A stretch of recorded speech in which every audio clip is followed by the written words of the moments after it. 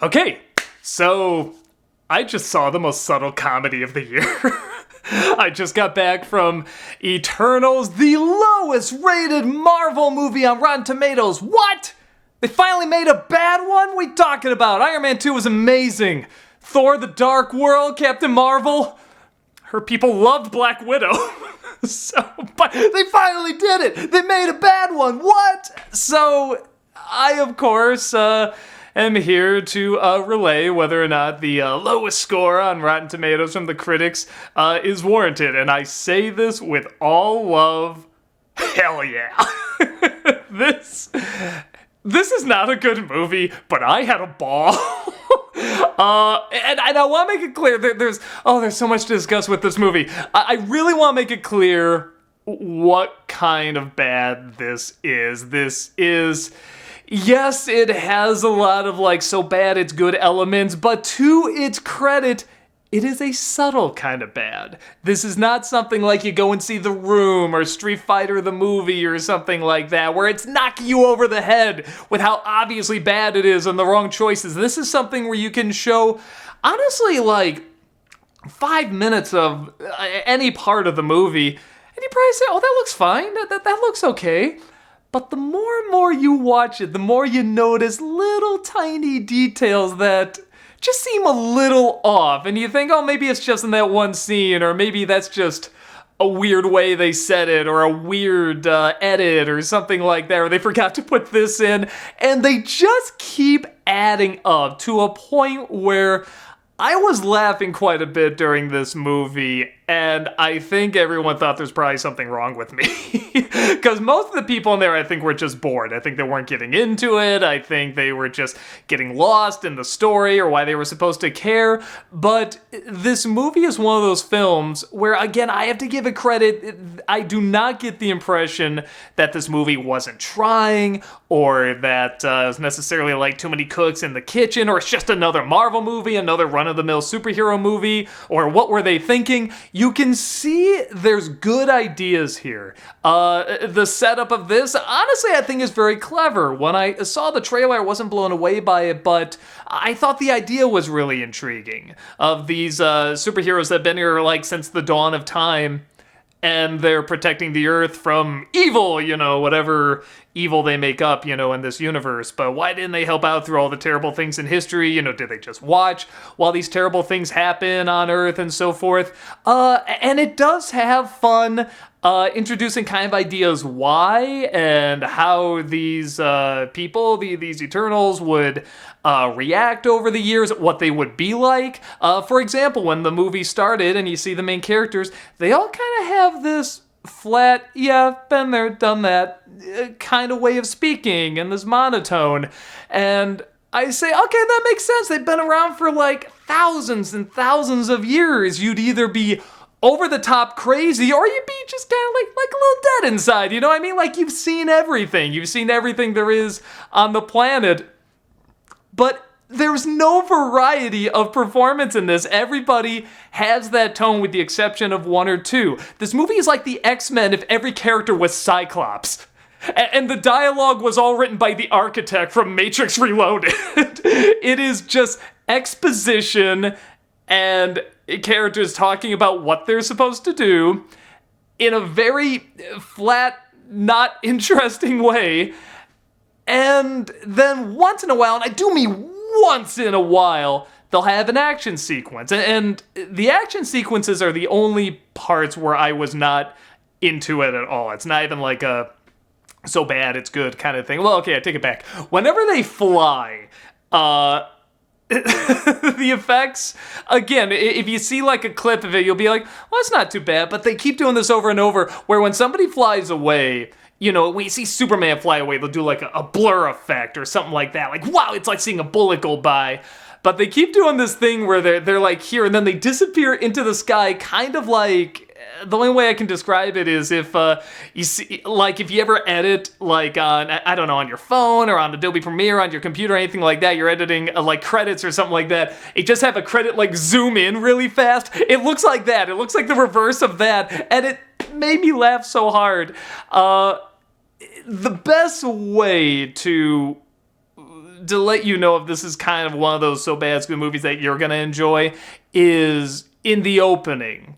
You know, you have the caveman times and everything, and you have, you know, all these cave people, you know, they're fishing, and you see these people in the cliff, translated, you know, look, monster, get out, and there's a father and a son there. The son just looks blankly, like that, and the father just turns, like with this expression, run.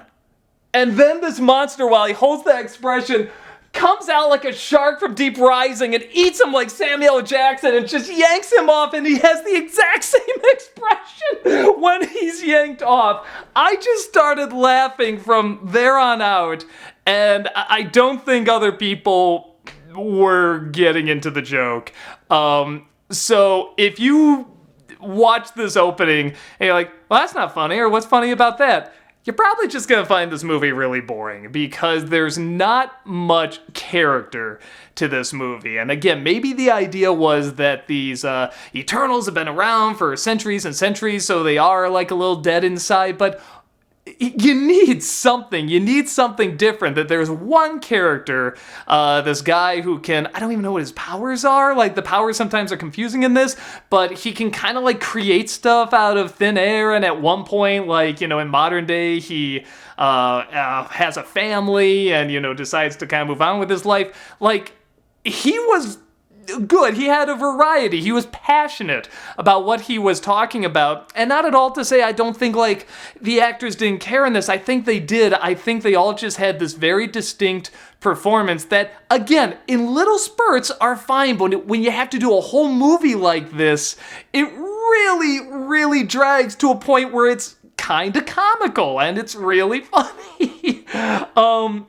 So I'd say the two major problems with this movie, just now talking objectively, and not talking about comedy or anything, to why the movie doesn't work. One is like I said, the characters really do not have much personality.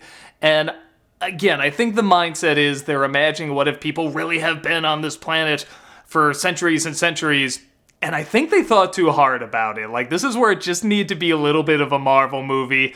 They needed to have some unique identities. I think the only one, outside the one I just said, who can kind of manifest stuff into thin air, is this other guy who becomes like this Bollywood star. And he's clearly just there to be the comic relief. And 90% of the jokes do not hit. When he showed up, I was kind of excited because I'm like, okay, just someone with an over-the-top personality, but like his cameraman that follows him around, like he gets more laughs. But even that's stealing from Spider-Man Homecoming when he's like filming everything on his little phone. Like, they do that, like, I'm filming a documentary of all this. Like, we saw that. You already did it. It was done so much better there, and shorter for that matter. So everyone has this very dry way of saying everything, and they're written very dry as well. Again, to a point where it really is comical, and they'll say this stuff, and there's this idea of, well, we'll just let that sit, what we just said, how important that was, but you don't really know them, so you don't really care. And then the other major issue really is the editing, and this isn't a film where it's like these no-brainer action films where it just cuts super fast and they just want to entertain the kids and wave the keys, so have like a million cuts, you know, like you're a little baby waving at something in front of him. It's not like that. Again, I really want to give this movie a little bit more credit, that it really is not your run-of-the-mill dumb blockbuster. But it is shot very out of order, again, laughably so, where you keep cutting back to them in modern day and then going through these centuries of them being alive and why they can't help.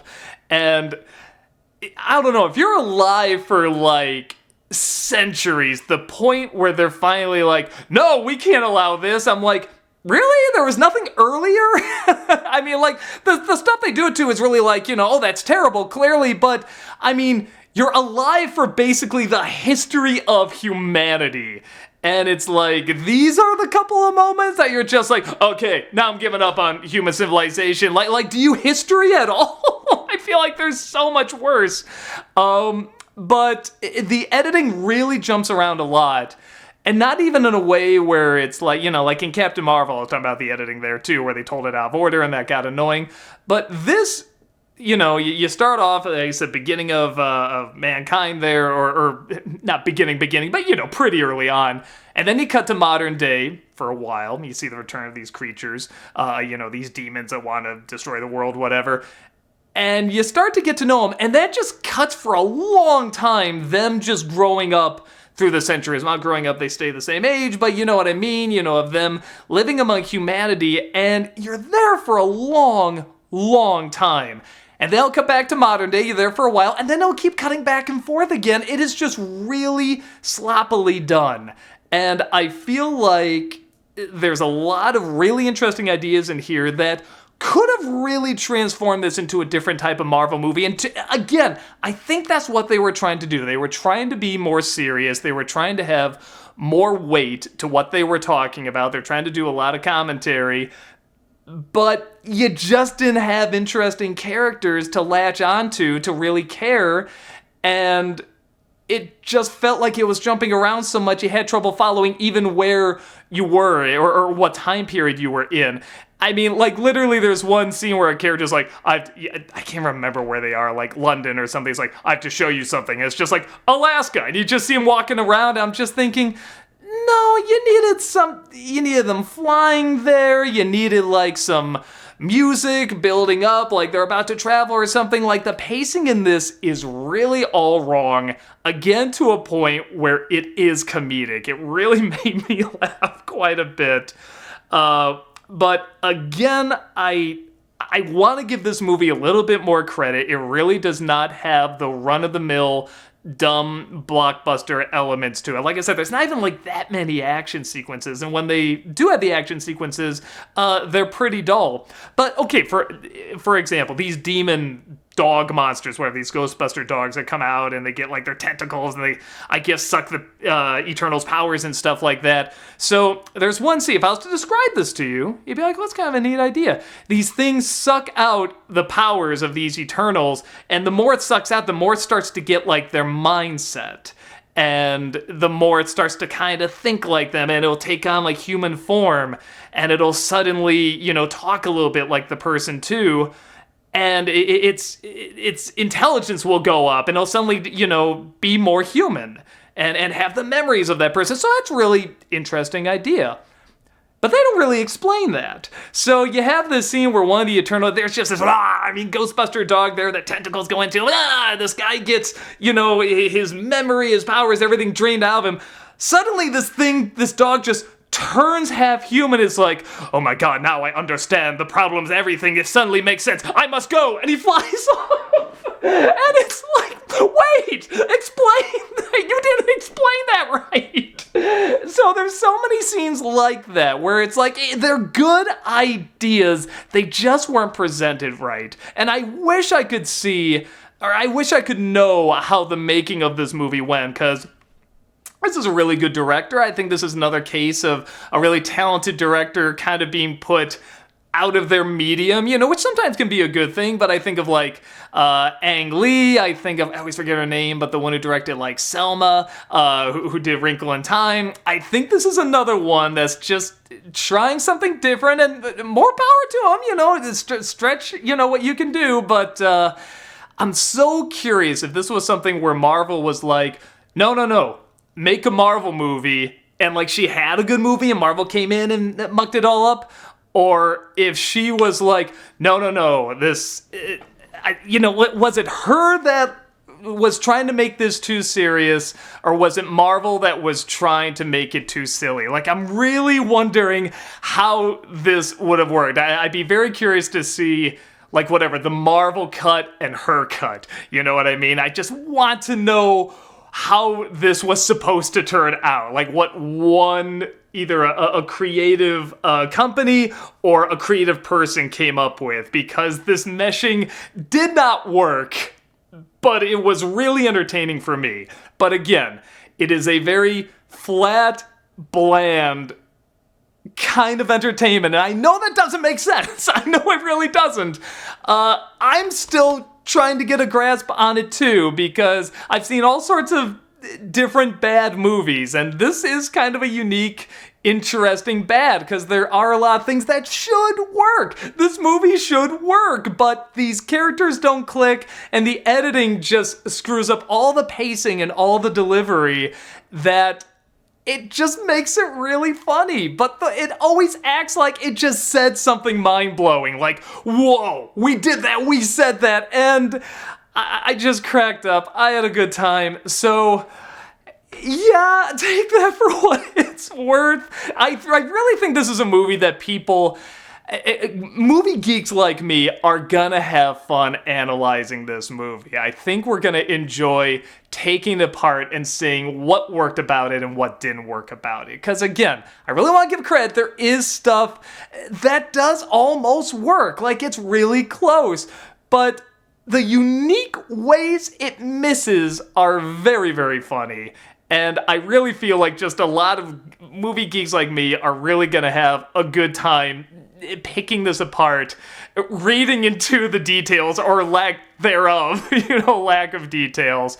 And I don't know. As a movie geek, I had a good time. I think most general moviegoers are gonna be bored. I don't even think it's gonna be like a so bad it's good for them.